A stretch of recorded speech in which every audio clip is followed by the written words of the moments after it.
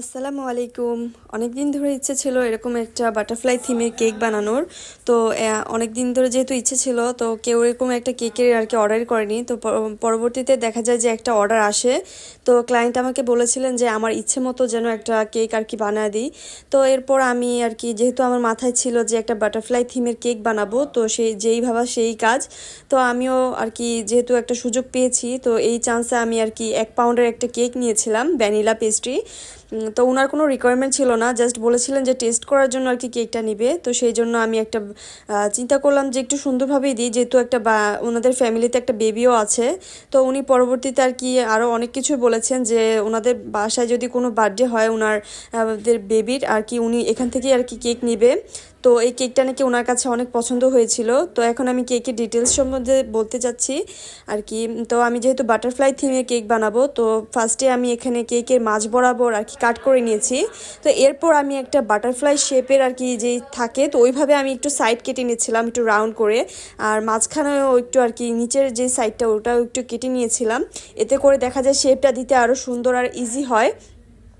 তো এরপর আমি ক্রিম দিচ্ছিলাম তো সাইড দিয়ে। তো ক্রিম দেওয়ার পর এখানে আমার ফিনিশিংটা দিতে অনেক সময় লাগছিল, কারণ এটা যেহেতু একটা রাউন্ড শেপও না বা স্কোয়ার শেপও না, এটা একটা মানে যেহেতু বাটারফ্লাই একটু আর কি বাঁকানোই থাকে, তো সেই জন্য একটু ফিনিশিং দিতে অনেকটা সময় লেগেছিল। তো ওইটা আমি অত ভিডিও করিনি, তো ওইটা সময় নিয়ে আমি আস্তে আস্তেই করেছি। তো এরপর এখানে কালার কম্বিনেশন দিয়েছিলাম একটা নেভি ব্লু কালারের মধ্যে আর কি, একটু পেস্ট একটু নেভি ব্লুর কম্বিনেশনে। তো এটা দিয়ে আমি করেছি। তো এটা একটা চকলেট গানাশ ছিল। আর এটা আমি যে বাটার নাইফ ছিল, তো সেই বাটার নাইফটা দিয়ে আর কি যেভাবে আমি ভিডিওতে দেখেছিলাম আর কি, অনেকদিন ধরে যেহেতু ইনস্টাগ্রামে আমি এই ভিডিওগুলো দেখছিলাম কিভাবে বানায়, কাট করে, কিভাবে কেকটা রেডি করতে হয়, তো সেভাবে আমি কেকটা রেডি করছিলাম। তো আমি বাটার নাইফ দিয়ে সবগুলো কালার আর কি দেওয়ার পর এখানে আর কি কালার কম্বিনেশন দিচ্ছিলাম, যে কেকের উপর সাইড ছিল ওইটাতে একটু হালকা ইয়েলো, একটু আর কি একটু ইয়েলো কালারের, হালকা কালারের আর কি কম্বিনেশন দিচ্ছিলাম উপরে, যাতে করে দেখতে আরও সুন্দর হয় কেকটা। তো এরপর আমি এখানে কিছু গোল্ড লিফ দিচ্ছিলাম কেকের যে মাঝ বরাবর ছিল বাটারফ্লাইয়ের। তো এটার মাঝ বরাবর দেওয়ার পর কেকের লুকটাই চেঞ্জ হয়ে যাচ্ছিল। তো সাইড দিয়েও আমি কিছু গোল্ড লিফ ইউজ করেছিলাম। আর বোর্ডে একটু আর কি কালার করে দিচ্ছিলাম, এতে দেখতে আরও সুন্দর লাগে। তো পরবর্তীতে বানানোর পর আমার নিজের থেকেই কেকটা অনেক ভালো লেগেছিল। তো যেহেতু একটা বেবির জন্য বানাচ্ছি, তো ওনারা নিজেরাও অনেক পছন্দ করেছে ডিজাইন দেখে, যে ওনারা এরকম ডিজাইনের কেক প্রথম দেখেছে।